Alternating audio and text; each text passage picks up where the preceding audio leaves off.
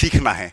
तो सबसे पहले हम आपको बता दें, बहुत ध्यान से सुनिएगा हमारी कहानी को और हमारी बातों को, ठीक है। आज की क्लास में जितनी भी बातें होंगी वो आप नोट करिए या ना नोट करिए, आपको याद हो जाएंगी। क्या है बच्चे, याद हो जाएंगी। और जब भी आप पेपर में बैठोगे तो वहां पर हमारा नाम जरूर याद आएगा। क्यों, सर ने ऐसा बताया था, ऐसा करना है, ठीक है। चलो देखो, सबसे पहले बात आती है हिंदी की। किसकी बात आती है, हिंदी की। तो ये जो हिंदी है, एक दो तरीके से हिंदी हम लोग लिखते हैं। एक तो आधी ना वाला हिंदी लिखते हैं और एक हिंदी हम क्या करते हैं, एक बिंदी वाला हिंदी लिखते हैं, ठीक है। तो मानक रूप सा कौन सा है बच्चे, मानक रूप ये वाला है, लेकिन किताबों में हम लोग यही यूज करते हैं। तो दोनों हिंदी सही है। कहते हैं जिस हिंदी पर बिंदी नहीं, जिस हिंदी पर बिंदी नहीं वो हमारी हिंदी नहीं, ठीक है। तो ऐसा कुछ नहीं है, लेकिन कहावत है, लेकिन ये हिंदी क्या क्या है, मानक रूप है। दोनों हिंदी सही हैं, हम ऐसे भी लिख सकते हैं और ऐसे भी लिख सकते हैं। तो बच्चे सबसे पहला पॉइंट है, हिंदी हिंदी दोनों हिंदी लिखने का तरीका बिल्कुल आपका सही है। अब इसके बाद अगर बात की जाए, जो हिंदी है वो किस भाषा का रूप है, तो आप जानते हो हिंदी जो है वो फारसी भाषा से लिया गया है। किस भाषा से लिया गया है, फारसी का शब्द है। किसका शब्द है, फारसी का।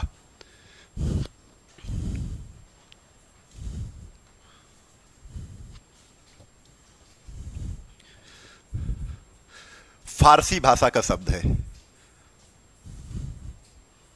ठीक है। हिंदी फारसी भाषा का शब्द है। यहीं से एक कहावत कही गई थी, किसी का नारा था, हिंदी हिंदू हिंदुस्तान, हिंदी हिंदू हिंदुस्तान। भैया किसका नारा था, जल्दी से बताओ, कमेंट करके बताओ ये नारा किसका था। और ये जितने भी शब्द हैं, ये सारे के सारे शब्द जो है ना, ये फारसी भाषा के ही हैं, ठीक है। ये भी आप समझ लो, हिंदी या तो हिंदू आ जाए या हिंदुस्तान आ जाए, किस भाषा का शब्द है, फारसी भाषा के शब्द हैं। किसने कहा था, तो आपका साधारण सा आंसर होगा कि भारतेंदु हरिश्चंद्र ने कहा था। किसने कहा था, भारतेंदु हरिश्चंद्र ने कहा था। भारतेंदु हरिश्चंद्र ने क्या नारा दिया था, हिंदी हिंदू हिंदुस्तान। जितने भी शब्द प्रयोग किए गए हैं सारे के सारे फारसी भाषा के हैं। किसके हैं बच्चे, याद कर लो, सारे के सारे जो शब्द हैं वो फारसी भाषा के हैं। भारतेंदु हरिश्चंद्र ने कहा गया था। ये जो भारतेंदु है, ये भारतेंदु हरिश्चंद्र की क्या है, उपाधि है। क्या है बच्चे, उपाधि है। अच्छा, भारतेंदु का मतलब क्या होता है, भारत प्लस इंदु। इंदु माने होता है चंद्रमा, भारत के चंद्रमा अर्थात हरिश्चंद्र हैं, ठीक है। तो भारतेंदु हरिश्चंद्र, भारतेंदु हरिश्चंद्र की उपाधि है। क्लियर हो गया। अब यहीं पर हम लोग क्या सीखेंगे कि एक इनको कहा क्या जाता है, इनको हिंदी नवजागरण के अग्रदूत कहते हैं। हिंदी नवजागरण, बहुत ध्यान से समझो भाई, नवजागरण, हिंदी नवजागरण के अग्रदूत कहते हैं।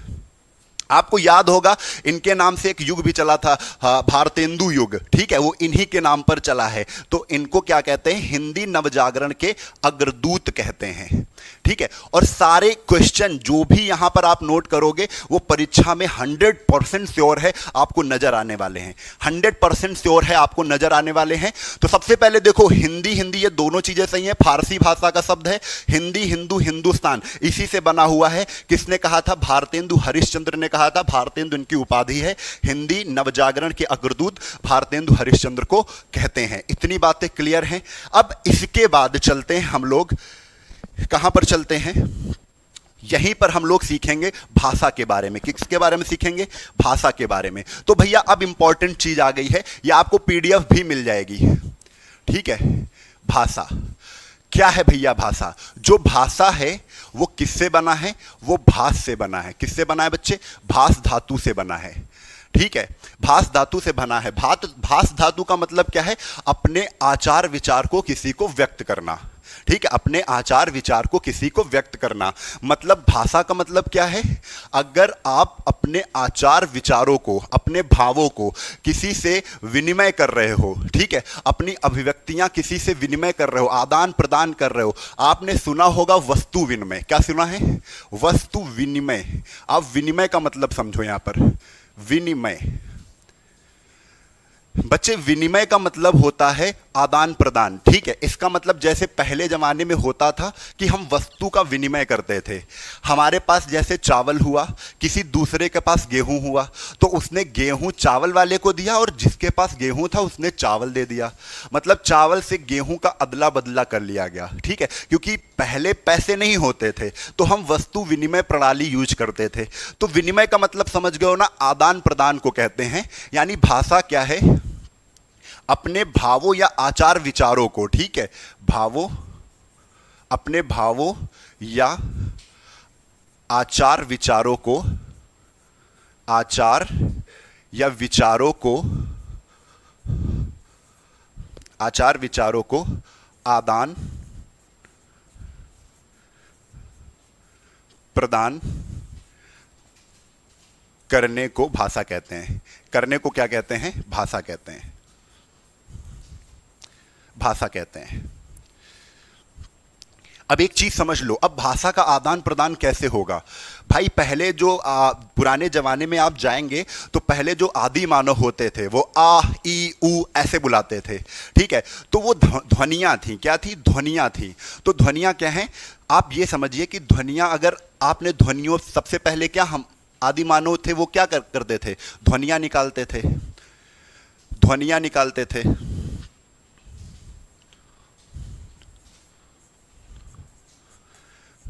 तो जैसे ही ध्वनियों को क्या मिल गए, संकेतक मिल गए। ध्वनियों को संकेतक, भाई ध्वनियां नहीं लिखी जा रही थी, वो आ उ ई कुछ भी कर रहे थे, तो ध्वनियों को संकेतक दिए गए कि भैया जैसे उन्होंने आ बोला तो आ को हमने कहा कि आ ऐसे लिखा जाएगा। आ कैसे लिखा जाएगा, ऐसे लिखा जाएगा। मतलब ध्वनियों के रूप को, ध्वनियों के लिखने के रूप को हम लोग क्या कहते हैं, बहुत इंपॉर्टेंट चीज है। ध्वनियों को लिखने के रूप को हम लिपि कहते हैं। क्या कहते हैं, लिपि कहते हैं, ठीक है। तो समझो, अभी ध्वनियां मिली, फिर ध्वनियों से हमने क्या किया, ध्वनियों को जैसे ही हमने संकेतक दे दिया, क्या दे दिया बच्चे, संकेतक दे दिया। बात को समझना, अभी हम गहराइयों तक चलेंगे। जैसे ही मुझे ध्वनियां मिली और ध्वनियों को जैसे ही हमने संकेतक दिए तो हमने कहा कि हमें वर्ण मिल गए। क्या मिल गए बच्चे, वर्ण मिल गए, हमें वर्ण मिल गए। हमें क्या मिल गए, वर्ण। वर्ण को हम क्या कहते हैं, वर्ण मिल गए, जिन्हें हम वर्ण भी कह सकते हैं, इन्हें ही हम अक्षर भी कहते हैं। क्या कहते हैं बच्चे, अक्षर भी कहते हैं। वर्ण और अक्षर में कोई एकमात्र अंतर नहीं है, ठीक है। कोई भी अगर ये सोच रहा होगा कि अक्षर अलग है वर्ण अलग है, नहीं, ठीक है। ध्वनियों को जब संकेतक मिले तो वर्ण और अक्षर, अब इनकी जरूरत क्यों पड़ी, क्योंकि बच्चे ध्वनियों में स्थायित्व नहीं था। किसी ने ध्वनियां अगर बोली, अगर ध्वनियां मुंह से निकलती हैं वो आकाश में समा जाती हैं। अगर कोई व्यक्ति जो आपके विचारों को समझना चाहता है वो अगर आपके निकट है तब तो बात को समझ लेगा, लेकिन अगर वो हजारों किलोमीटर या लाखों किलोमीटर दूर बैठा है तो उसमें भैया स्थायी तो नहीं है। पास में है तो सुन लिया, नहीं पास में हो, अगर दूर हो तो भाई लिखकर भेजना पड़ेगा। तो लिखने के लिए वर्णों के रूप बनाने पड़ेंगे कि भैया आ अगर ध्वनि थी, आ ध्वनि थी तो आ को ऐसे लिखा गया। ऊ ध्वनि थी, ऊ ध्वनि आई तो ऊ को हमने ऐसे लिखा, ठीक है। ई बोला गया तो ई को हमने ऐसे लिखा। तो ये ध्वनियां निकली, और जैसे ही ध्वनियों को लिखने का तरीका हम सीखें, यानी लिखने का जो रूप होता है उसे हम लिपि कहते हैं। लिपि जान गए ना।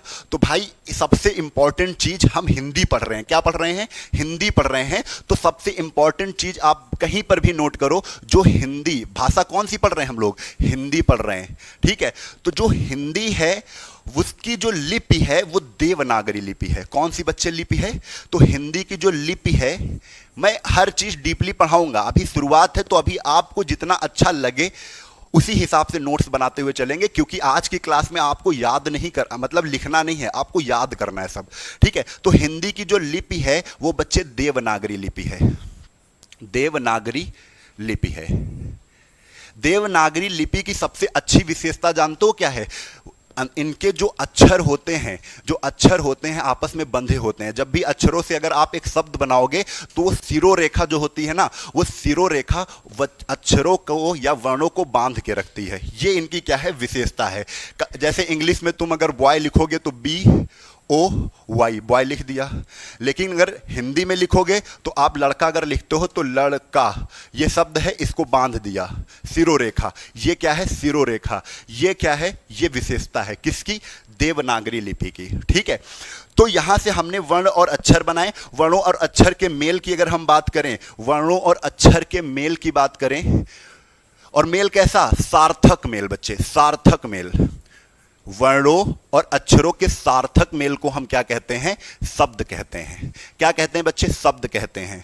और इस शब्द को जब हम सेंटेंस में यूज करते हैं, सेंटेंस क्या? वाक्य में यूज करते हैं। आपको मैं एग्जांपल देते चलूंगा, आपकी एक एक बात समझ में आनी चाहिए, कोई भी बात ऐसी ना हो जो समझ में ना आए। समझो, फिर से एक बात समझो, बात को बहुत गहराइयों से समझो। देखो, आदि काल में जो था वो मनुष्य ध्वनियां प्रयोग करता था, फिर ध्वनियों को लिखने की जरूरत पड़ी क्योंकि अपनी जो कही हुई ध्वनियां हैं उनमें स्थायित्व नहीं था, तो जरूरत पड़ी वर्ण और अक्षर की। अब वर्ण और अक्षर के सार्थक मेल से शब्द का निर्माण होता है। जैसे सार्थक मेल का मतलब क्या है? जैसे का और ला और मा, ये 3 वर्ण थे, अब मेल इनका कराया जाए। लेकिन मेल कराने का जो तरीका है, आपने कलम बना दिया, ठीक है, आपने क्या किया? मकल बना दिया इन्हीं से।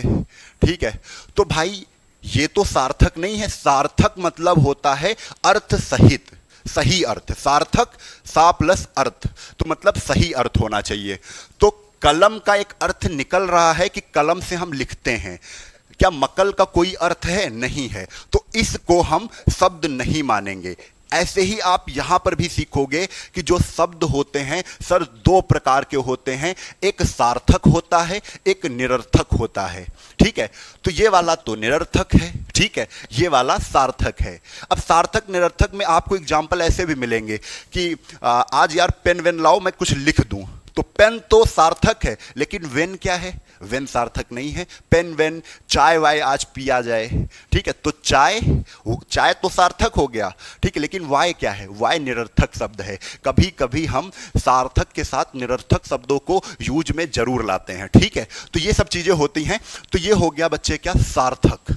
ये कैसा शब्द हो गया? सार्थक। लेकिन इसको अगर हमने कलम लिख दिया, ऐसे ही हमने कलम स्वतंत्र रूप से लिखा कि कलम, तो ये शब्द है। ये क्या है? शब्द है। लेकिन अगर इसी कलम से हमने सेंटेंस बना दिया, वाक्य बना दिया कि कलम बहुत अच्छा है, बहुत अच्छा है।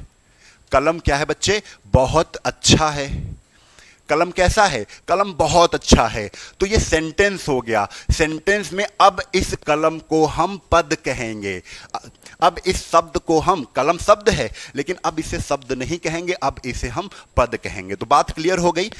तो हमने कहा वर्ण के सार्थक मेल को शब्द कहते हैं, और शब्दों के मेल से क्या बनता है? शब्दों के मेल से वाक्य बनते हैं।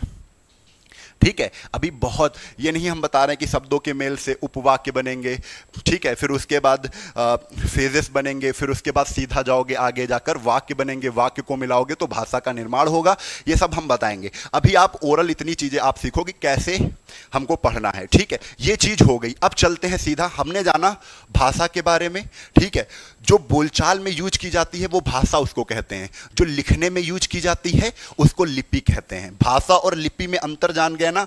ये मौखिक होती है, ये लिपि लिखित होती है। आप कभी क्या करोगे? लिख के चिट्ठी दे दोगे किसी को तो वो कहेगा देवनागरी लिपि में किसी ने लिखा है, वो ये नहीं कहेगा हिंदी भाषा में लिखा है। ठीक है, वो क्या कहेगा? जब भी आप टाइपिंग करते हो तो आपको देवनागरी लिपि लिखती है, हिंदी कहीं पर देखते हो कि हिंदी में लिखना है, हिंदी भाषा में लिखना है। तो ये बहुत अच्छा अंतर है पहचानने का। भाषा मौखिक होती है, बोलचाल में यूज की जाती है, लेकिन लिपि स्क्रिप्ट, इसको लिपि को क्या कहते हैं? स्क्रिप्ट कहते हैं। लिपि लिखने में यूज की जाती है। ठीक है, तो कैसी लिपि है? भाषा हिंदी है। भाषा कैसी है? भाषा हिंदी है, लेकिन लिपि कैसी है? तो लिपि देवनागरी है। लिपि क्या है बच्चे? देवनागरी है। क्लियर है? कंफर्म है? इतनी बातें सबको समझ में आ रही हैं? तो चलो इसी के साथ हम लोग चलते हैं, बहुत धांसू चीज पर पहुंच रहे हैं। अब होगा हिंदी का जन्म। लेकिन एक चीज सबसे पहले, हिंदी जब पैदा होगी तो हिंदी के साथ बहुत सी बोलियां भी पैदा होंगी। ठीक है, हिंदी पैदा होगी, हिंदी के साथ बहुत सी बोलियां भी आएंगी, तो उन बोलियों को भी सीखना है। हिंदी के साथ उपभाषाएं भी आएंगी, जैसे कोई भी अगर भाषा होती है, कोई भी अगर भाषा होती है तो उसकी उपभाषाएं भी होती हैं। क्या होती हैं? उपभाषाएं भी होती हैं। बच्चे बात को बहुत गहराइयों से समझना है, और अगर उपभाषाएं हैं, उपभाषा है, तो यहां पर बोलियां भी निकलेंगी, बोलियां। ठीक है, तो क्या हो जाएंगी बच्चे? बोलियां। तो अच्छा, एक चीज समझना यहां पर, एक चीज समझना कि भाषा जो हम पढ़ रहे हैं वो क्या पढ़ रहे हैं? हिंदी। भाषा क्या पढ़ रहे हैं हम लोग? हिंदी पढ़ रहे हैं, हिंदी पढ़ रहे हैं। उपभाषा कितनी है हिंदी की? तो आप कहोगे सर जी जो उपभाषाएं हैं ना वो 5 उपभाषाएं हैं। क्वेश्चन बार बार पूछा जाता है, हिंदी भाषा की कितनी उपभाषाएं हैं? तो आप बताओगे 5 हैं। बोलियां कितनी हैं? बोलियां 17 बोलियां पहले थी। 17 बोलियां, अगर ऑप्शन में 18 नहीं आ रहा है तो आप 17 बोलियां लगा दोगे। आपके ऑप्शन में आ जाए 17, 16, 15, 14, तो आप 17 लगाओगे। लेकिन 17 या 18, 17 या 18 बोलियां हैं। ठीक है, 17 या 18 बोलियां। इसमें एक नेपाली बोली और बढ़ गई है, नेपाली वाली।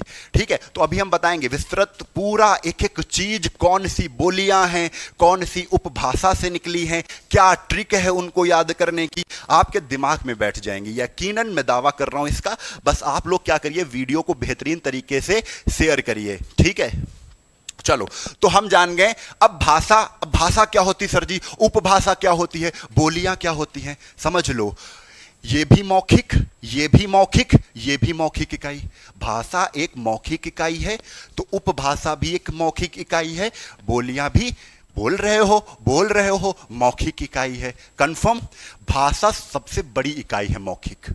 ठीक है, हम कह दें, इसको ऐसे पहचानेंगे, भाषा एक विस्तृत क्षेत्र में बोली जाती है, भाषा एक विस्तृत क्षेत्र में निवास करती है। उसके बाद उपभाषा, भाषा के क्षेत्र से इसका क्षेत्र छोटा होता है।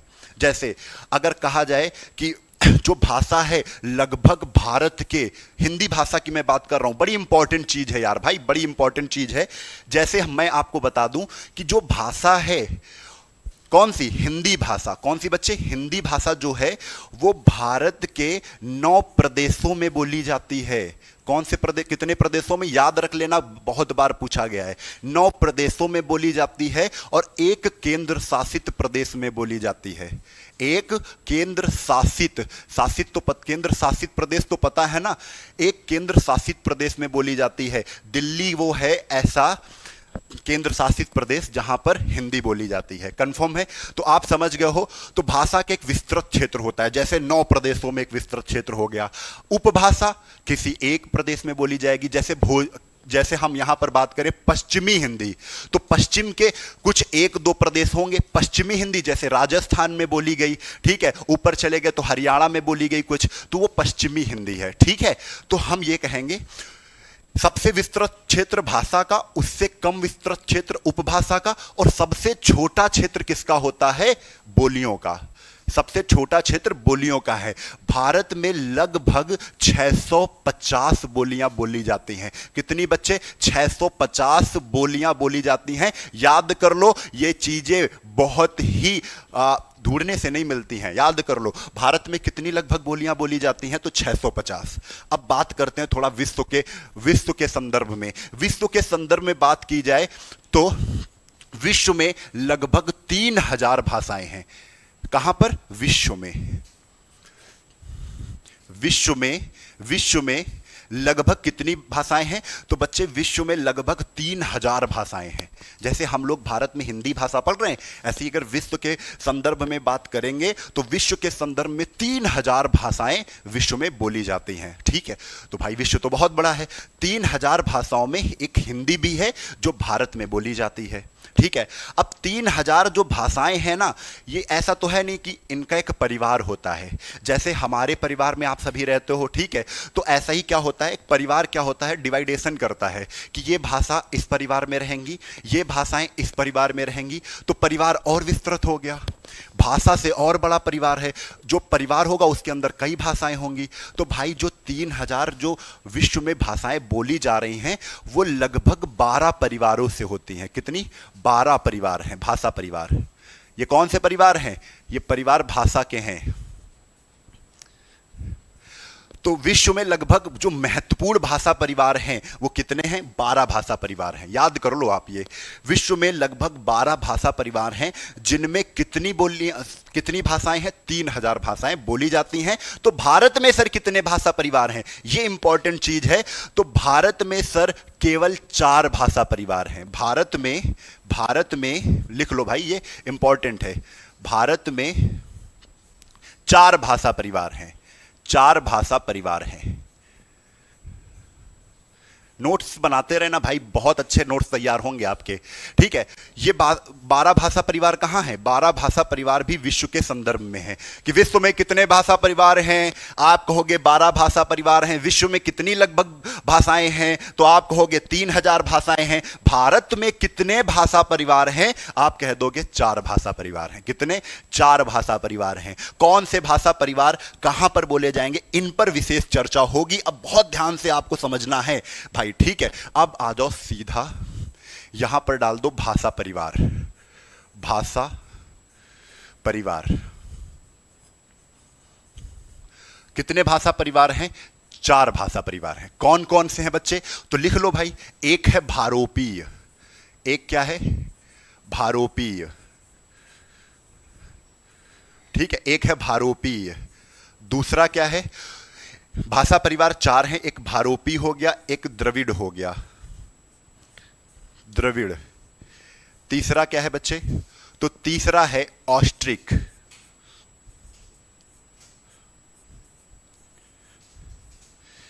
चौथा क्या है? तो चौथा है चीनी तिब्बती। चौथा है बच्चे चीनी तिब्बती। चीनी तिब्बती, चीनी तिब्बती। तो भारत में ये जो भाषा परिवार हैं 4, ये कहां पे हैं? भारत में है। कहां पर हैं बच्चे? भारत में है। ध्यान रखो, ये भाषा परिवार कहां पर हैं? भारत में भाषा परिवार हैं, ठीक है।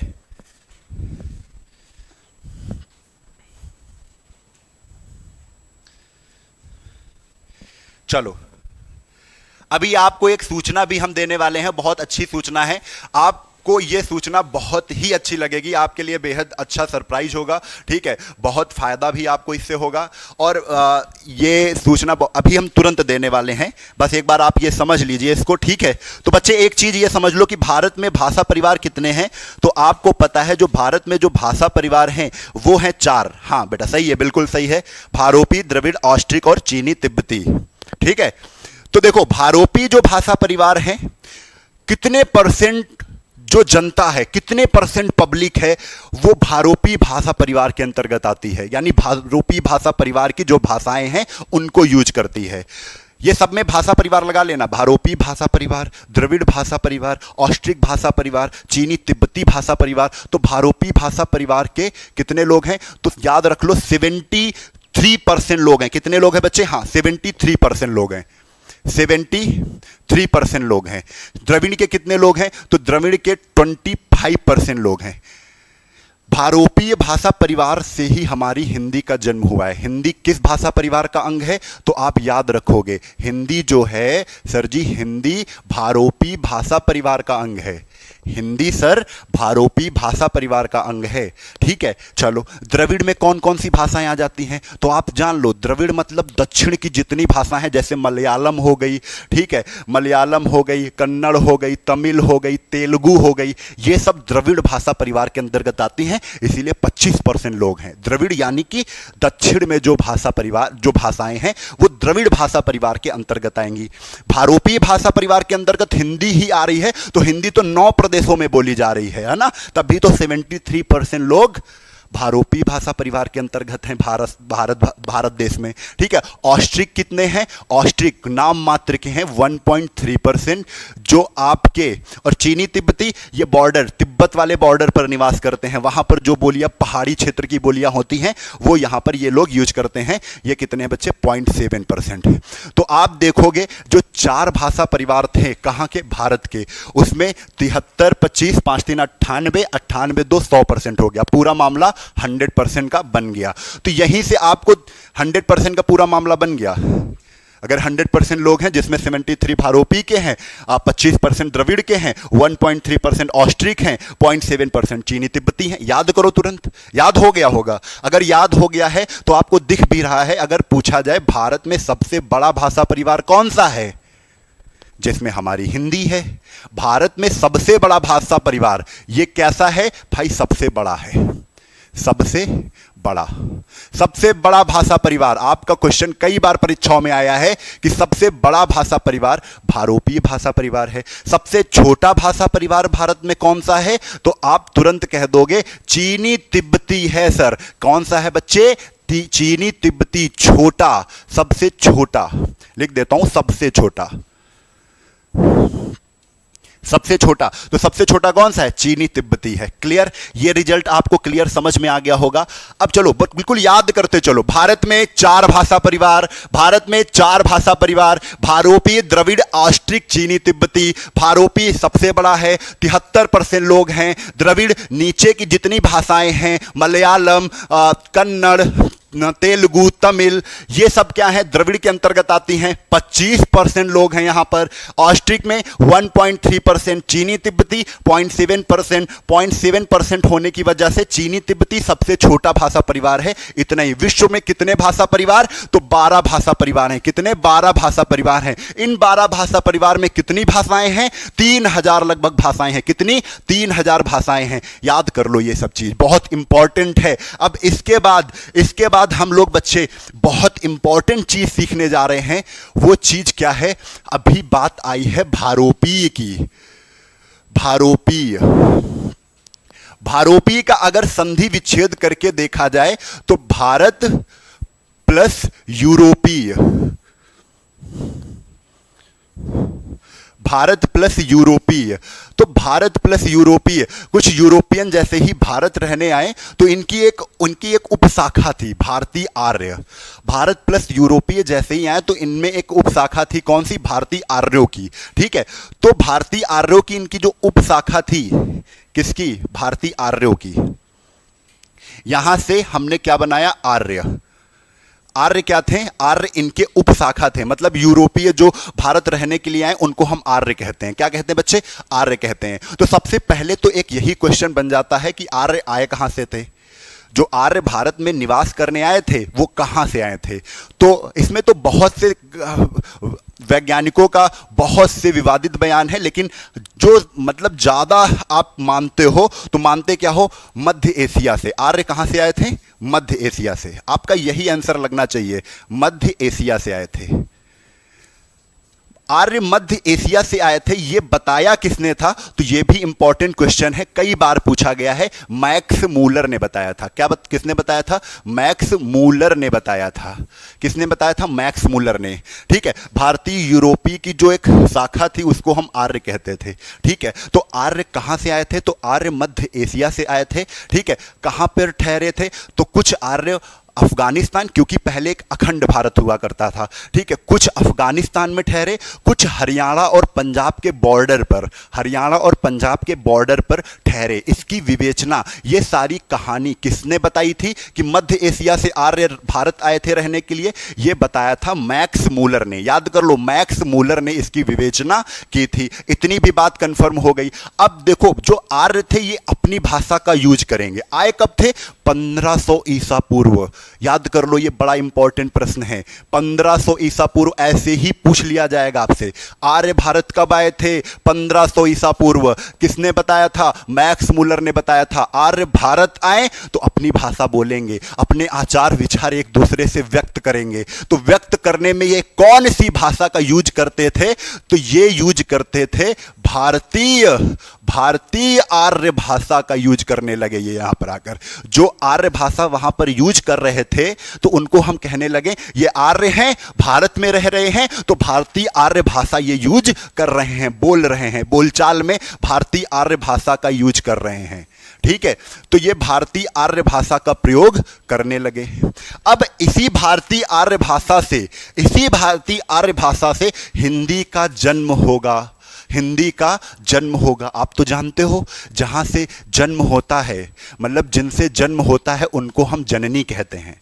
जिनसे जन्म होता है उनको हम जननी कहते हैं। आपसे नॉर्मली क्वेश्चन सबको पता है कि हिंदी की जननी कौन है, हिंदी कहां से पैदा हुई है। तो आप कहोगे सर जी हिंदी की जो जननी है वो है संस्कृत भाषा। कौन सी है? संस्कृत भाषा है। तो बच्चे याद कर लो, अब भारतीय आर्य भाषा से हम लोग शुरू करेंगे और हिंदी को बड़ा करते करते करते करते हम लोग जितने बड़े हैं ना उतना बड़ा कर लेंगे। मतलब जिस काल में हम रह रहे हैं उस काल में कैसी हिंदी चल रही है, कैसी हिंदी बोलचाल में है, उसको हम जानेंगे। तो चलो शुरू करते हैं भारतीय आर्य भाषा का काल विभाजन। क्या करेंगे बच्चे?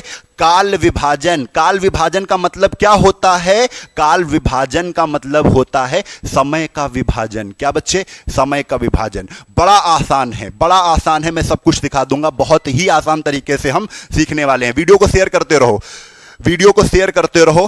देखो, भारतीय आर्य भाषा, भारतीय आर्य भाषा, भारतीय आर्य भाषा। ठीक है, तो भारतीय आर्य भाषा, जैसे कभी भी आप विभाजन की बात करते हो, हिस्ट्री के विभाजन की बात करते हो, तो आप कहते हो प्राचीन काल, है ना, प्राचीन इतिहास, मध्यकालीन इतिहास, आधुनिक इतिहास। वैसे ही विभाजन इसमें भी करना है। क्या कठिन है? क्या कठिन है? आप बताओ, आप बताओ। विभाजन करना तो आप जानते हो, थोड़ा समय को ध्यान देना पड़ेगा, बस काम हो जाएगा। ठीक है, कैसे विभाजन होगा भैया? एक लगा दो, भारतीय आर्य भाषा। इसको हम शॉर्टकट में लिखेंगे। कैसे लिखेंगे? भारतीय भा आ और भा, भा आ भा। ठीक है, भारतीय आर्य भाषा। तो हम यहां पर लिखेंगे प्राचीन, प्राचीन भारतीय, लो भारतीय नहीं लिखना था हमें, भा आ भा लिखेंगे केवल। आप थोड़ा सा समझिएगा, इतने बच्चे नहीं हैं आप, इतने बच्चे नहीं हैं आप। मैं तो मानता हूं आप बुद्धिमान हैं। ठीक है, प्राचीन भारतीय आर्य भाषा, फिर मध्यकालीन, मध्यकालीन,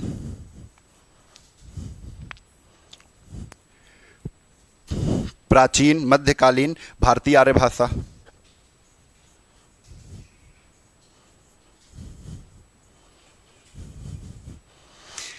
ठीक है। तो भारतीय आर्य भाषा 3 कालों में विभाजित की गई है। प्राचीन भारतीय आर्य भाषा, मध्यकालीन भारतीय आर्य भाषा और आधुनिक, आधुनिक, आधुनिक।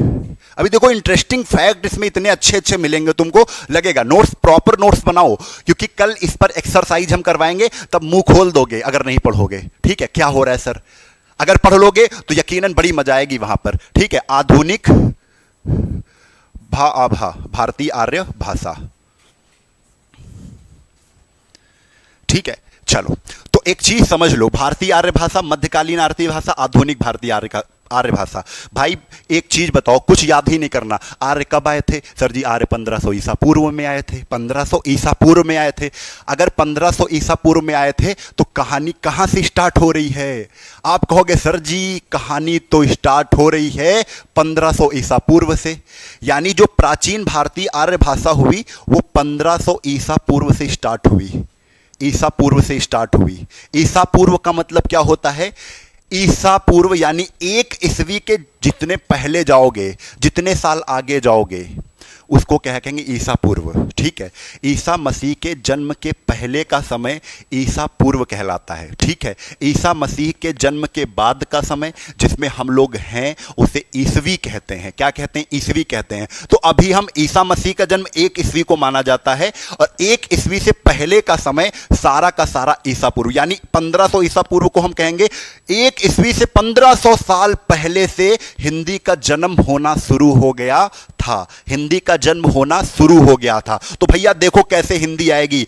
हिंदी, प्राचीन भारतीय आर्य भाषा, जो भारतीय आर्य रहने आए थे उन्होंने प्राचीन भारतीय आर्य भाषा का शुरू किया बोलना। ठीक है, तो 1500 ईसा पूर्व से ये बोली गई 500 ईसा पूर्व। अब हमारे जो होशियार बच्चे हैं वो तुरंत दिमाग लगा लेंगे, सर जी 1500 ईसा पूर्व से 500 ईसा पूर्व तक बोली गई है, उल्टा कैसे हो रहा है? भाई नजदीक आ रहे हैं, 1 ईस्वी के नजदीक आ रहे हैं, है ना। 1 ईस्वी के नजदीक आएंगे फिर उधर से बढ़ने लगेंगे। तो 1500 ईसा पूर्व से 500 ईसा पूर्व लगभग अगर समय आपसे पूछा जाएगा तो आप कहोगे सर जी 1000 साल का मैटर है ये। 1000 कोई छोटी मोटी बात नहीं है, कोई छोटी मोटी बात नहीं है, ये पूरा 1000 साल का मैटर है। जो प्राचीन भारतीय आर्य भाषा चली थी वो लगभग 1000 साल चली थी। कितना साल? 1000 साल। फिर इसके बाद हम 500 ईसा पूर्व में पहुंच गए, तो यहां पर चढ़ा दो इसको 500 ईसा पूर्व से। 500 ईसा पूर्व से कब तक चली है? तो बच्चे यहां पर लिख दो 1000 ईस्वी तक। कहां तक? 1000 ईस्वी तक। अच्छा सर जी कितने साल का मैटर है ये बताओ हमें। तो आप कहोगे 500 ईसा पूर्व से पहले 1 ईस्वी तक आएंगे, फिर 1 ईस्वी से 1000 ईस्वी तक जाएंगे, यानी 1 ईस्वी से 1000 ईस्वी तक तो 1000 साल, और 500 ईस्वी से भी तो 1 ईस्वी तक पहुंच रहे हो, 1500 साल। कितने साल का मैटर है यहां पर? 1500 साल लगभग। आपसे यह भी पूछा जा सकता है कि मध्यकालीन भारतीय आर्य भाषा का काल जो समय है वो कितने वर्षों का था? तो आप कहोगे 1500 साल का समय, 1500 साल तक मध्यकालीन भारतीय आर्य भाषा का काल रहा है। ठीक है, आगे आधुनिक। आधुनिक आप ऐसे कर दो, ये तो जानते हो कि 1000 ईस्वी से कब तक? अब तक। लो, अब तक चल रहा है। अब कौन सा काल चल रहा है? तो आप कहोगे सर जी अब जो हम लोग बोल रहे हैं, बोल भारतीय आर्य भाषा ही रहे हैं, लेकिन अब जो हम बोल रहे हैं वो आधुनिक भारतीय आर्य भाषा है। कंफर्म? इतनी बात समझ में आ गई। अब एक चीज ये याद करने वाली चीजें हैं सारी। अब हम लोग पहुंचेंगे कहां पर? यहां पर पहुंचेंगे। कहां पर? इसको समझते हैं, इसको बड़ी ध्यान से इसको समझते हैं।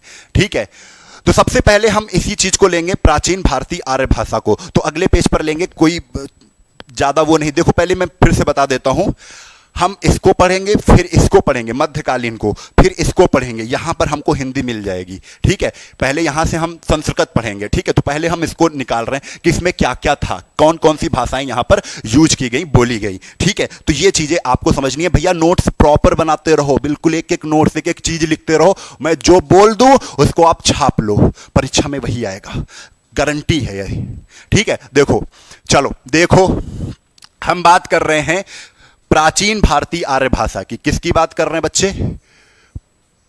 प्राचीन भारतीय, आप समझ जाओगे ना, प्राचीन भारतीय आर्य भाषा। आर्य भाषा कितने साल चला लमसम? तो आप कहोगे सर जी 1500 ईसा पूर्व से, 1500 ईसा पूर्व से कहां तक? तो 500 ईसा पूर्व तक, 500 ईसा पूर्व तक। ठीक है, 500 ईसा पूर्व तक चला सर। ठीक है, लगभग कितने साल चला? तो ये भी बता दोगे कि लगभग सर 1000 साल की बात है। 1000 साल, 1000 साल चला। ठीक है, इस 1000 साल में आप कहोगे 500 साल में तोड़ दो। इस 1000 साल को 500 में तोड़ दो। हमने कह दिया 500 में तोड़ दो। पहले के 500 ये हैं 500 साल, आखिरी के 500 साल ये हैं। ठीक है, इस 1000 साल को ऐसे कह सकते हैं कि 1500 ईसा पूर्व से 1000 ईसा पूर्व तक। भाई यहां पर इस 500 साल, पहले के 500 साल हमसे क्या बोली गई? जो प्राचीन भारतीय आर्य भाषा थी वो वैदिक संस्कृत थी। क्या थी बच्चे? वैदिक संस्कृत। वैदिक संस्कृत, वैदिक संस्कृत थी, वैदिक संस्कृत। ठीक है, फिर वैदिक संस्कृत कन्वर्ट हुई, धीरे धीरे धीरे धीरे धीरे धीरे क्या हो गई? कन्वर्ट हो गई। भाई समय के हिसाब से भाषा हमेशा परिवर्तनशील रहती है। ठीक है, परिवर्तित हो रही है, अभी भी भाषा परिवर्तित हो रही है, हिंदी अभी भी परिवर्तित हो रही है। ठीक है, लेकिन हमको महसूस नहीं हो रही है। हिंदी में बदलाव हमेशा चलता रहेगा, भाषा होती ही परिवर्तनशील है। ठीक है, जैसा आपको अच्छा लगेगा उस तरीके से बोलने लगोगे। ठीक है, तो वैदिक संस्कृत कन्वर्ट हुई, तो कन्वर्ट किस में हो गई? लौकिक संस्कृत में। इसमें सबसे बड़ा योगदान किसका रहा? लौकिक संस्कृत में।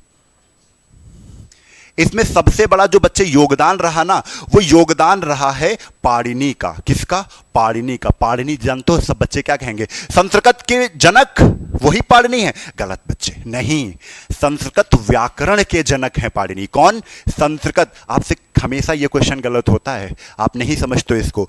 पूछा जाएगा कि संस्कृत व्याकरण के जनक कौन है, तो पाणिनि है। आप समझ लो, वैदिक संस्कृत कौन सी संस्कृत थी? जो संस्कृत वेदों में प्रयोग की गई थी। इस संस्कृत का प्रयोग कहां पे हुआ था? वेदों में हुआ था।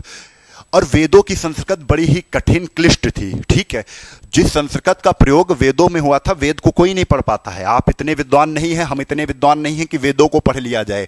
वेदों में जो संस्कृत, वेद कितने थे? 4 वेद थे। वेदों में जो संस्कृत प्रयोग की गई थी वो वैदिक संस्कृत थी। कौन सी संस्कृत थी? वैदिक संस्कृत थी। तो वैदिक संस्कृत कठिन होने के कारण इसे आम जनमानस के द्वारा नहीं पढ़ा जा सकता था। फिर क्या किया? पाणिनि आ गए। वैदिक संस्कृत को पाणिनि ने क्या कह दिया? इसको यास्क बुलाया था। क्या बुलाया था बच्चे? इसको, इसका दूसरा नाम क्या बुलाया था? यास्क। ये क्या है? यास्क है। वैदिक संस्कृत को पाणिनि ने, क्वेश्चन पूछा गया था कि वैदिक संस्कृत को पाणिनि ने किस नाम से बुलाया था, तो आप कहोगे यास्क कहा था। ठीक है, और फिर उसके बाद इन्होंने क्या कर दिया? इसके बाद वैदिक संस्कृत को लौकिक संस्कृत में कन्वर्ट होने के लिए लग गए। कौन? पाणिनि। क्योंकि ये तो समझ में नहीं आ रही थी। लौकिक संस्कृत, आपको यहां से शब्द से ही आपको अर्थ समझ में आ रहा है। लौकिक मतलब लोक में बोले जाने वाली, लोगों में प्रचलित। ठीक है, तो लोगों में प्रचलित कौन सी संस्कृत थी? लौकिक संस्कृत थी। ये आम जनमानस के द्वारा पढ़ी जा रही थी। इसको पाणिनि ने भाषा कह दिया। इसको क्या कह दिया? भाषा कह दिया। ठीक है, इसको भाषा कह दिया। ठीक है, याद कर लो, पाणिनि ने भाषा किसको कह दिया था? लौकिक संस्कृत को भाषा कह दिया था। यही हमारी ओरिजिनल संस्कृत थी। जो हम संस्कृत इस समय यूज करते हैं ना, किताबों में संस्कृत जो पढ़ते हैं ना, उसी को हम क्या कहते हैं? वैदिक संस्कृत कहते हैं। ठीक है, चलो देखो भैया, नोट्स बनाते चलोगे तो ये सारी चीजें आपको क्या है? पूरी समझ में आने वाली हैं। नहीं तो भैया दिक्कत होगी। हाँ, सूरज गुप्ता, वीरपाल सोलंकी। ठीक है, नोट्स करते रहो, इसको नोट्स करते रहो। हाँ चलो ठीक है। वैदिक संस्कृत को पाणिनि ने यास्क बुलाया था। लौकिक संस्कृत जब कन्वर्ट कर ली, लौकिक संस्कृत को भाषा बुलाया था। यानी यही ओरिजिनल हमारी संस्कृत थी। एक दूसरा नाम इसका और आता है। दूसरा नाम इसका छांदस। छांदस क्या नाम था इसका? दूसरा नाम एक और था, छांदस था। अच्छा, ये याद रखना छांदस का क्यों था? क्योंकि छंदों में संस्कृत लिखी गई थी। ठीक है, तो छंद भैया हिंदी में छंद नहीं समझ में आते हैं, तो संस्कृत में छंद कैसे समझ में आएंगे? और यही तो कठिन कर रही थी। वैदिक संस्कृत को छांदस कहते थे। इसको सरल भाषा में पाणिनि ने कन्वर्ट किया। पाणिनि की किताब का नाम बताओ जल्दी से। पाणिनि की किताब कौन सी थी? जल्दी से बताओ। ठीक है, तो पाणिनि ने, आप याद कर लो कि वैदिक संस्कृत से लौकिक संस्कृत करने के लिए पाणिनि ने क्या किया था? अष्टाध्यायी। कौन सी किताब पाणिनि ने लिख डाली थी? अष्टाध्यायी। अष्टाध्यायी लिख दी। अष्टाध्यायी लिख दी। किस लिए लिख दी? वैदिक संस्कृत को लौकिक संस्कृत में बदलने के लिए, कि ये जो कठिन संस्कृत है इसको आम जनमानस पढ़ ले, समझ ले, बोलचाल में यूज कर ले। ठीक है, तो अष्टाध्यायी हो गई। ठीक है, अष्टाध्यायी में क्या है? अष्टाध्यायी संस्कृत व्याकरण पर आधारित पुस्तक है। किस पर? संस्कृत व्याकरण। संस्कृत व्याकरण पर आधारित पुस्तक है अष्टाध्यायी। और अगर अष्टाध्यायी संस्कृत व्याकरण पर आधारित पुस्तक है, इसी वजह से पाणिनि को, अष्टाध्यायी किसकी पुस्तक है? तो भैया ये ना भूलना, मैंने लिखा नहीं है लेकिन हम सोच रहे हैं, जानते हो, लिख देता हूं। अष्टाध्यायी पाणिनि की किताब है। किसकी किताब है? पाणिनि की। लौकिक संस्कृत को पाणिनि ने भाषा कहा था, वैदिक संस्कृत को पाणिनि ने यास्क कहा था। ठीक है, तो पाणिनि ने अष्टाध्यायी किताब लिखी जो संस्कृत व्याकरण पर आधारित थी। संस्कृत व्याकरण पर आधारित थी, इसलिए पाणिनि को संस्कृत का जनक नहीं कहते हैं, संस्कृत व्याकरण का जनक कहते हैं। क्या कहते हैं बच्चे? संस्कृत व्याकरण का जनक।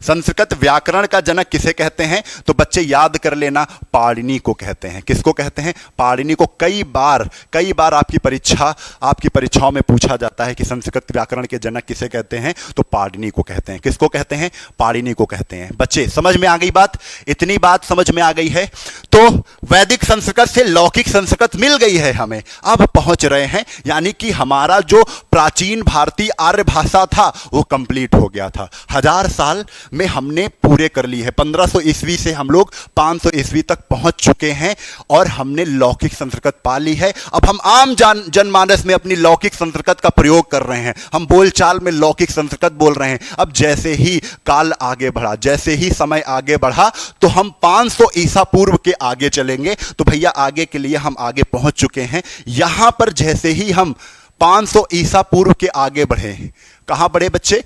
500 ईसा पूर्व के आगे बढ़े, तो हम पूरा पूरा अब हम पढ़ेंगे क्या? अब पूरा 500 ईसा पूर्व से हम पढ़ेंगे 1000 ईस्वी तक के काल को, 1000 ईस्वी तक के काल को। ठीक है, अब ये कौन सा काल था भाई? 500 ईसा पूर्व से 1000 ईस्वी तक चला था। तो आप कहोगे सर जी ये बीच वाला है, मध्यकालीन है। कौन सा है? मध्यकालीन भारतीय आर्य भाषा। कौन सी है बच्चे?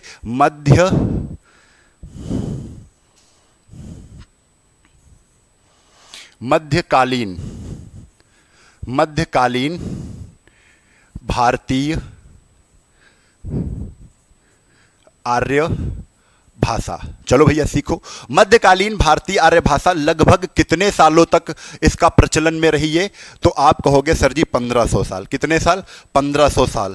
तो 1500 साल को फिर से आप क्या कर लो? 500 साल में तोड़ लो। तो 500 साल, पहले के 500, बीच के 500 और आखिरी के 500। ठीक है, तो मध्यकालीन भारतीय आर्य भाषा के पहले वाले 500 को प्रथम प्राकृत काल कहते हैं। क्या कहते हैं बच्चे? प्रथम प्राकृत काल कहते हैं। ठीक है, और दूसरे वाले को द्वितीय प्राकृत काल कहते हैं। और तीसरे वाले काल को हम कहते हैं तृतीय प्राकृत काल। देखो कहानी की तरह याद करोगे तो बड़ी स्मार्ट तरीके से आपका तैयारी हो जाएगी। अगर सन भी पूछे तो सन भी बता सकते हैं। ये वाला जो 500 पहले के होंगे ना, तो हम कह देंगे 500 ईसा पूर्व टू 1 ईस्वी तक, 1 ईस्वी तक, ये वाला जो सन है। ठीक है, इस वाले सन की अगर बात की जाएगी तो हम कह देंगे 1 ईस्वी से 500 ईस्वी तक, 1 ईस्वी से 500 ईस्वी तक। इस वाले सन की बात अगर की जाएगी तो हम कह देंगे 500 से 1000 ईस्वी तक, 500 से 1000 ईस्वी तक। ठीक है, तो वही बात हो गई ना, 1000 ईस्वी तक पहुंच गए हैं। प्रथम प्राकृत काल, द्वितीय प्राकृत काल, तृतीय प्राकृत काल। तो भैया प्रथम प्राकृत काल को हम क्या कहते थे, ये बात है, तो आपको बताना है जल्दी से। बहुत बढ़िया, वेरी गुड। चलो जल्दी से बताओ, प्रथम प्राकृत काल में कौन सी भाषा का प्रयोग किया गया था? प्रथम प्राकृत काल में, चलो देखो, अच्छा, प्रथम प्राकृत काल में जिस भाषा का प्रयोग किया गया था वो थी पाली। कौन सी थी? पाली थी। ठीक है, तो हम कहेंगे जो मध्यकालीन भारतीय आर्य भाषा में शुरू के 500 साल थे उसमें पाली भाषा का यूज हुआ। फिर उसके बाद जो द्वितीय प्राकृत काल था उसमें जो चला था वो चली थी अर्धमागधी। कौन सी चली थी? अर्धमागधी, जिसे हम प्राकृत भाषा भी कहते हैं। क्या कहते हैं? प्राकृत। ठीक है, और इसके बाद भैया प्राकृत कन्वर्ट हो गई किसमें? अपभ्रंश में। किसमें कन्वर्ट हो गई? अपभ्रंश में। ठीक है, और अपभ्रंश भी धीरे से कन्वर्ट किसमें हुई? अवहट्ट में। अभी सारी कहानी मैं बता रहा हूं क्या हुआ था उस समय, अवहट्ट में। ठीक है, तो भैया प्रथम प्राकृत काल पाली हुई, पाली धीरे धीरे कन्वर्ट होके प्राकृत हो गई, प्राकृत कन्वर्ट होके धीरे से अपभ्रंश बन गई, और अपभ्रंश से अवहट्ट आ गया। अवहट्ट ही हिंदी का देहाती रूप था, यानी अवहट्ट से, अपभ्रंश से ही हिंदी का विकास शुरू हुआ है। अपभ्रंश से ही हिंदी निकलना चालू हुई है। जो आज हम हिंदी बोल रहे हैं, हम खड़ी बोली का यूज करते हैं। खड़ी बोली को हम कौरवी कहते हैं। क्या कहते हैं? कौरवी कहते हैं। ठीक है, तो हम कौरवी जो बोल रहे हैं ना, वो अपभ्रंश से ही निकली। अब कौन से अपभ्रंश से निकली है, ये भी बड़ी जानने वाली चीजें हैं। ठीक है, तो ये भी बहुत सी जानने वाली चीजें हैं। तो जो प्राकृत थी, अब पाली के बारे में जान लो। जो पाली थी, इसमें महात्मा बुद्ध ने अपने उपदेश दिए हैं। पाली भाषा भारत की सबसे पहली राष्ट्रभाषा है। बड़ा इंपॉर्टेंट क्वेश्चन है। जो पाली थी, पाली भाषा, इसके बारे में इंपॉर्टेंट जो विशेषता है, वो क्या विशेषता है? भारत की पहली राष्ट्रभाषा, भारत की पहली राष्ट्रभाषा थी। कौन सी बच्चे? पाली। पाली में और क्या काम हुआ? तो ध्यान रखो, पाली में जितने भी उपदेश महात्मा बुद्ध के द्वारा दिए गए वो पाली भाषा में थे। अधिकतर पाली भाषा का यूज बौद्ध अनुयायियों ने किया। किसने किया? बौद्ध अनुयायियों ने। तो मैं बस बौद्ध के द्वारा प्रयोग की गई पाली भाषा, किसके द्वारा? बौद्धों के द्वारा प्रयोग की गई। महात्मा बुद्ध के जितने भी उपदेश थे, महात्मा बुद्ध के जो काफी उपदेश थे वो किसमें थे? पाली भाषा में थे।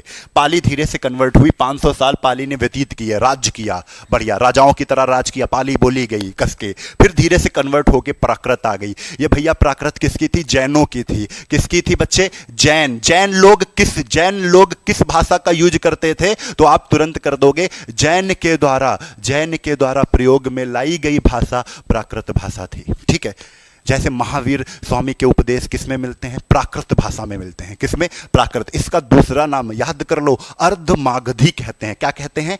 अर्धमागधी कहते हैं। याद कर लो, प्राकृत को अर्धमागधी भी कहते हैं। क्लियर? हाँ, बहुत बढ़िया। लाइक करो भैया, लाइक करो जल्दी से। सूचना मैं बताने जा रहा हूं। देखो सूचना क्या है, पहले बच्चे कह रहे हैं सूचना बता दो सर। तो सूचना ये है, आपको एक बैच आपने सुना था, कौन सा? Foundation batch. कौन सा?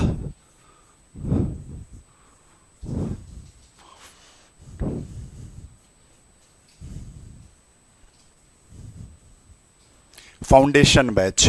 तो फाउंडेशन बैच में आप क्या पढ़ रहे थे? अभी तक आप जो पढ़ रहे थे वो पढ़ रहे थे पूरा त्रिशूल बैच का जीएस। क्या पढ़ रहे थे? पूरा त्रिशूल बैच का जीएस पढ़ रहे थे। पूरी सुदर्शन बैच की मैथ पढ़ रहे थे। यहां पर आप जीएस पढ़ रहे थे त्रिशूल बैच का, और आप यहां पर मैथ भी पढ़ रहे थे। ठीक है, यहां पर आप क्या पढ़ रहे थे? मैथ्स पढ़ रहे थे। ठीक है, त्रिशूल बैच का जीएस था, सुदर्शन बैच का मैथ्स आप पूरा फाउंडेशन बैच में पढ़ रहे थे। अगर आप ऐसे त्रिशूल बैच ले रहे थे तो 1500 का पढ़ रहा था। ठीक, ऐसे सुदर्शन बैच ले रहे थे तो 1500 का पढ़ रहा था। तो आपकी सुविधा के लिए जो दोनों चीजें चाहते थे, मैथ और जीएस, उनकी सुविधा के लिए फाउंडेशन बैच बनाया गया था, जिसकी फीस जो 1500 होकर 3000 जा रही थी, तो वो सब कम करके 2200 रखी गई थी मिनिमम, है ना। फिर अब इसमें उसी फीस में आपको अब इसमें हिंदी की भी क्लासेस मिलेंगी। क्या हो जाएगा? हिंदी की उतने ही पैसे में। तो बच्चे ये समझ लो, अब 2200 में ही, फाउंडेशन बैच में ही आप हिंदी पढ़ सकेंगे, पूरा हिंदी। आप हिंदी, वो किसी भी एग्जाम का हिंदी हो, आप हिंदी पढ़ सकते हो इसमें। ठीक है, फाउंडेशन बैच में आप जीएस पढ़ रहे थे, अभी तक मैथ्स पढ़ रहे थे, और जो बच्चे एडमिशन ले चुके हैं उनके लिए भी है, ऐसा नहीं है, वो भी अब वहां पर हिंदी की भी क्लासेस अब ऐड होना शुरू हो जाएंगी उतने ही में ही। ठीक है, कंफर्म बात समझ में आ गई है? हिंदी क्या है बच्चे, यहां पर फाउंडेशन बैच जो लिए हुए हैं उनको फ्री। क्या फ्री? तो बच्चे फ्री क्या है? फ्री हिंदी आपकी क्या है? फ्री है। क्लियर? तो ये समझ लो, बड़ा अच्छा बैच बनाया गया है। ये इतना अच्छा बैच है कि मान लो ये अगर बैच लेते हो तो यूपी SSS क्या कराता है? पेट कराता है। पेट को क्या कहते हैं? प्रारंभिक अर्हता परीक्षा कहते हैं। ये क्यों जरूरी है? क्योंकि प्रारंभिक अर्हता परीक्षा देंगे तो वहां पर कम लोग पहुंचेंगे। जो हमारी नौकरी होगी ना, जिसमें करोड़ों लोग पहुंच जाते हैं देने के लिए, वहां पर कम लोग पहुंचेंगे, उससे हमारा फायदा है, हम अच्छे से पेपर निकाल के नौकरी ले लेंगे। तो प्रारंभिक अर्हता परीक्षा की तैयारी कर रहे हैं तो भाई ये बंडल बहुत अच्छा है, फाउंडेशन बैच आप लेना चाहते हो, जबरदस्ती कोई नहीं है। मैंने ये सूचना, ये आपको कोई ये पहले से ही बैच चल रहा था, ये बैच पहले से ही चल रहा था, तो इसमें हमने क्या है, हिंदी फ्री कर दी है आपके लिए बस। ठीक है, तो आराम से। और ये सूचना कब तक है बच्चे? ये देखो हमारे पास पेपर भी आया है, ये सूचना कब तक है? हाँ, 20 जून तक है। 20 जून तक है भाई, ये चीज समझ लेना, ये इंपॉर्टेंट चीज है। 20 जून तक ये रखी गई है। कोई ऐसे हम लोग अपने मन से नहीं बनाते हैं, उसका एक पूरा प्रोपोगंडा तैयार किया जाता है, फिर उसके बाद पूरा सही से तरीके से काम होता है। ठीक है, चलो, तो ये चीज आप समझ गए होंगे। अब इसके बाद आ जाओ आगे। ये चीज आप समझ गए ना? प्राकृत जैन। अपभ्रंश क्या है? अपभ्रंश को हम कहते हैं, अच्छा एक चीज अभी हम आपको बहुत सरल तरीके से बताएंगे। फिर अपभ्रंश का यूज हुआ और अपभ्रंश से अवहट्ट आया, तो जैसे ही अवहट्ट आई ना, तो अवहट्ट को हम हिंदी का देहाती रूप कहते हैं। ठीक है, क्या कहते हैं बच्चे? अवहट्ट को हम हिंदी का देहाती रूप कहते हैं। ठीक है, देखो वो वाला, इसमें नंबर मैं बता देता हूं, उसमें नंबर है 700 771 2108। फाउंडेशन बैच के लिए इस नंबर पर कॉल करके आप पूछ सकते हो, है ना। चलो आओ भाई, कहां पर पहुंचे। हाँ, अवहट्ट आ गई थी। अवहट्ट हिंदी का देहाती रूप थी, अब अवहट्ट से हिंदी का जन्म होगा। ठीक है, तो अवहट्ट तक आ गए हम लोग। अभी अवहट्ट के बारे में ये चीजें भाई सीखते रहना। अपभ्रंश का समय, अवहट्ट का समय हम ये मानते हैं कि 900 ईस्वी से 1100 ईस्वी तक, 1100 लगभग 200 साल बोली गई ईस्वी तक। अवहट्ट का समय कितना था? 900 ईस्वी से 1100 ईस्वी तक था। अब अपभ्रंश से हमारे अपभ्रंश विभाजित होंगे, अपभ्रंश डिवाइड किए जाएंगे। कितने अपभ्रंश होते हैं तो याद कर लेना, यहीं पर मैं बता दे रहा हूं। 6 अपभ्रंश होते हैं, जैसे सौरसेनी अपभ्रंश, ठीक, अर्धमागधी अपभ्रंश और कहेंगे खस, ब्राचड़, ये सारे अपभ्रंश होंगे। उन अपभ्रंशों की भी हम आगे चल के विवेचना करेंगे, लेकिन आज थोड़ा समय ज़्यादा हो रहा है, इसको 2 पार्ट में हम पढ़ेंगे पूरा, ठीक है। लेकिन कुछ चीज़ें हम यहाँ पर अभी जान लेंगे। अभी आधुनिक नहीं आया था ना, आधुनिक, आधुनिक पहुँच जाते हैं।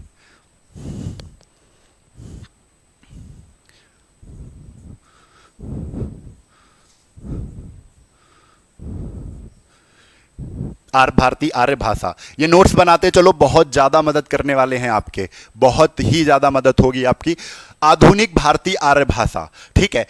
ये कब से कब तक? तो हमने कहा था 1000 ईस्वी से, 1000 ईस्वी से अब तक, 1000 ईस्वी से अब तक। तो भैया 1000 ईस्वी से अब तक जो मामला था, अब आधुनिक भारतीय आर्य भाषा में किसका जन्म हुआ था? तो आप कहोगे सर जी, आधुनिक भारतीय आर्य भाषा में हमको हिंदी मिल गई थी। जो हिंदी हमें मिली थी सर, वो हमें 3 रूपों में मिली। कैसे? प्राचीन हिंदी, फिर उसके बाद थोड़ा और बढ़े, फिर मध्यकालीन हिंदी, फिर और बढ़े, फिर आधुनिक हिंदी। आधुनिक हिंदी के जन्मदाता को किसे कहते हैं? तो भारतेंदु हरिश्चंद्र को कहते हैं। बात समझ में आ रही है? बात समझ में आ रही है? तो हिंदी 3 रूपों में मिली हमें। पहले तो आधुनिक हिंदी, आधुनिक, ठीक है, फिर थोड़ा सा और आगे अच्छा सुधार किया हिंदी में, तो मध्यकालीन पहुंच गए, मध्यकालीन हिंदी, मध्यकालीन हिंदी, मध्यकालीन, फिर आधुनिक हिंदी, आधुनिक हिंदी, ठीक है। तो हिंदी हमें मिल गई। हिंदी कैसे मिली? आधुनिक, मध्यकालीन और आधुनिक कह रहे हैं, प्राचीन यार, प्राचीन, थोड़ा सा आप देखे रहिए, प्राचीन, प्राचीन, मध्यकालीन और आधुनिक हिंदी हमें मिल गई। हिंदी के साथ कुछ हिंदीतर भाषाएं मिली। कौन सी? हिंदी और हिंदीतर का जन्म हुआ था। कहां पर? हिंदीतर मतलब जानते हो? हिंदी प्लस इतर, हिंदी से परे, हिंदी नहीं है जो, वो भाषाएं हमारी निकली थी। हिंदी निकली और हिंदीतर। हिंदीतर भाषाओं में कौन कौन सी भाषाएं थी? जैसे याद करने का मैं तरीका बता रहा हूं। बउआ, बउआ, मराठी, पंजाबी, सिंधी। बउआ, पंजाबी, मराठी, सिंधी, ठीक है। तो बा से क्या था? बा से याद रख लो, बांग्ला, बांग्ला। ऊ से उड़िया, उड़िया कहां बोली जाती है? उड़ीसा में, उड़िया।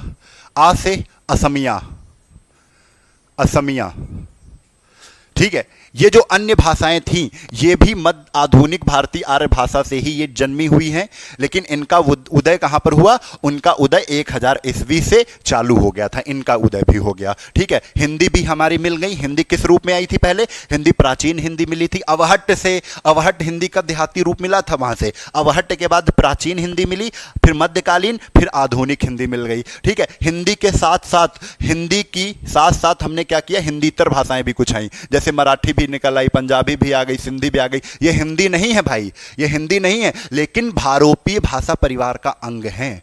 हमने कहा था भारोपीय भाषा परिवार में और कौन कौन सी भाषाएं हैं? हिंदी भी भारोपीय भाषा परिवार का अंग है, लेकिन ये जो भाषाएं, जैसे असमिया है, असमिया भी क्या है?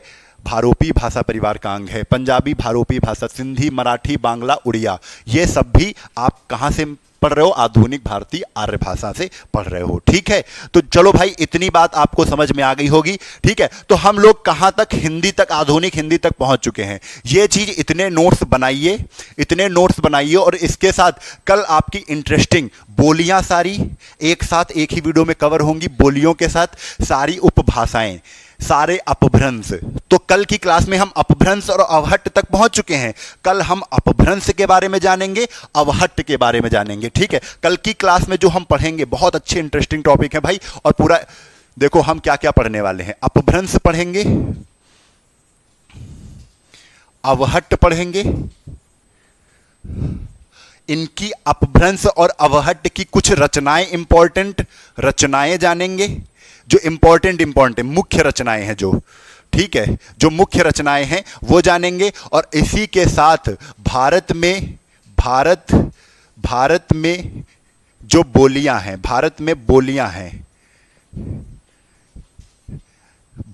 बोलियां जो हैं, ठीक है, वो बोलियां किसकी हो सकती हैं? वो बोलियां हिंदी की भी बोलियां हैं। तो हिंदी की बोलियां कितनी हैं?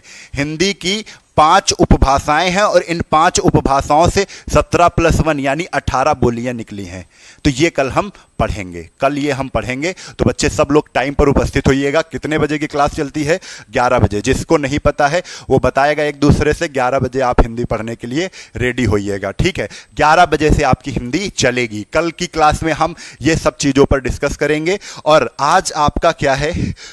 आज आपका होमवर्क है कि जो वैदिक संस्कृत थी, वैदिक संस्कृत को पाणिनि ने